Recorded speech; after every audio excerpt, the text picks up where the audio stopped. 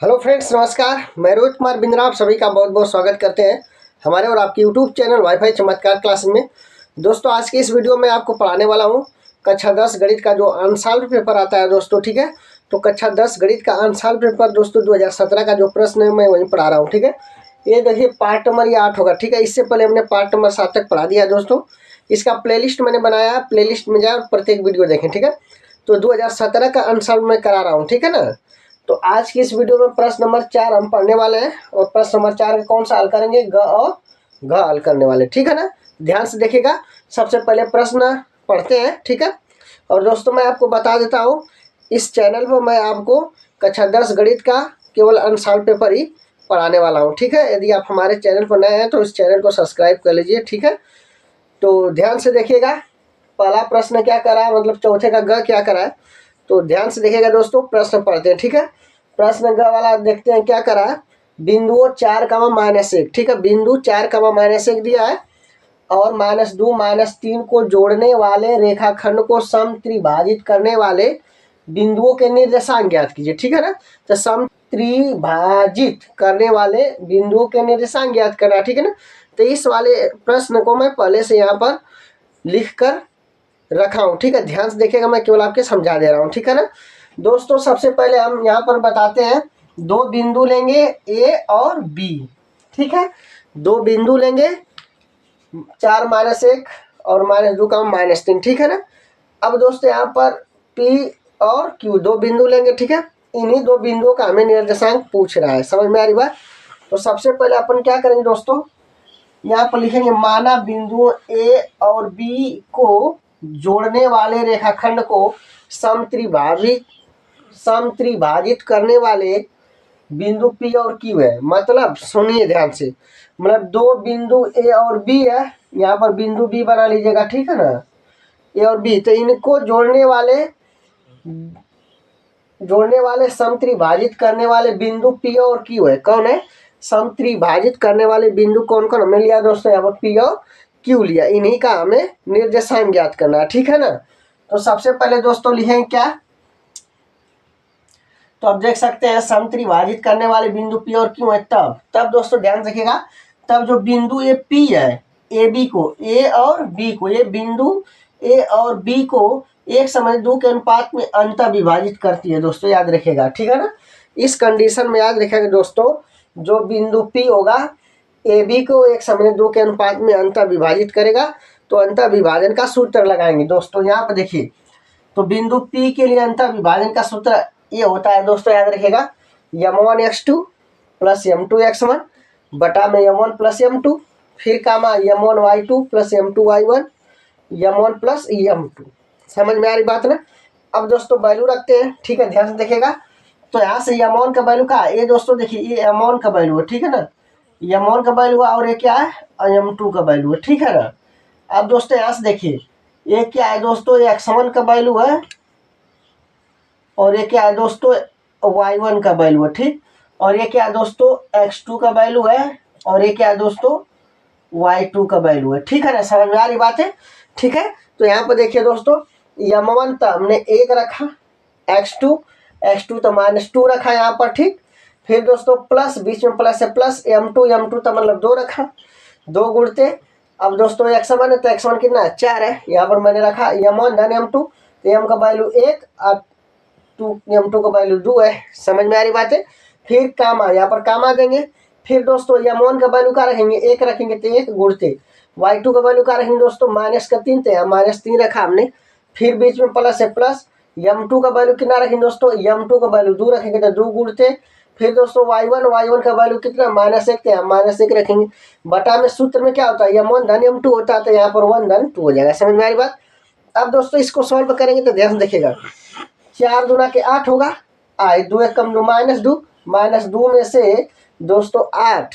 ठीक है ना, जब घटेगा मतलब -2 और +8 कुल मिला के ना होगा 6 होगा। ठीक है, 2 1 3 होगा, 3 से भाग देंगे तो 3 दूना के 6, 2 आ जाएगा।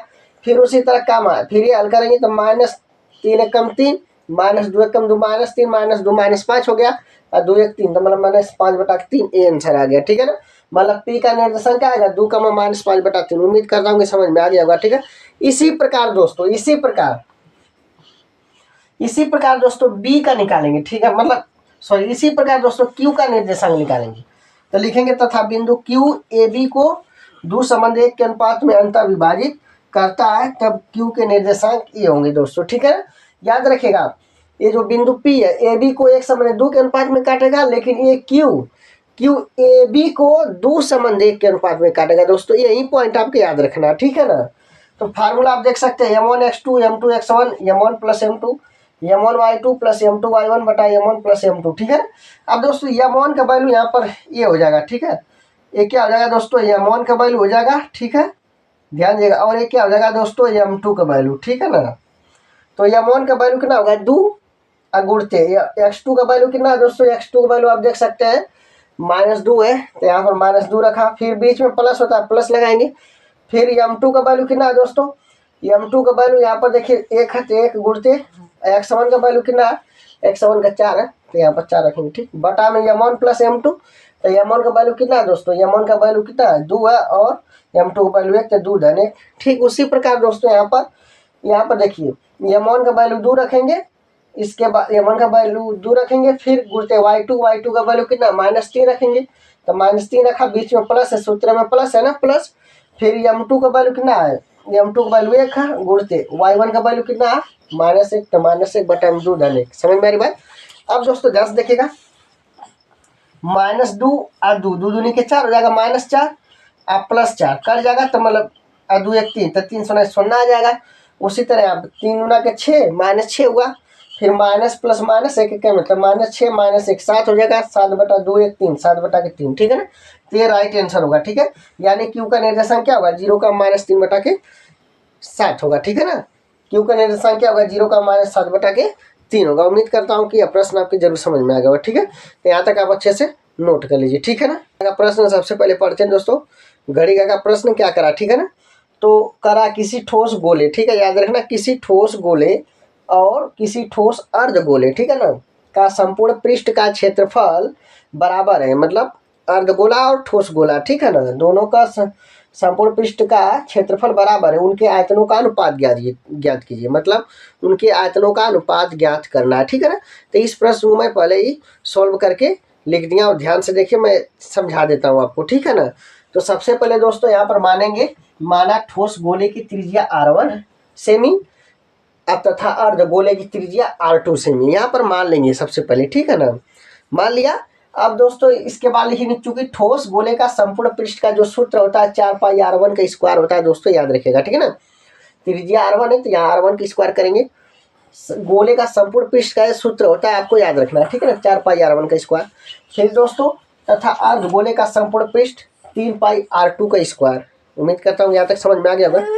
अब ध्यान से देखिएगा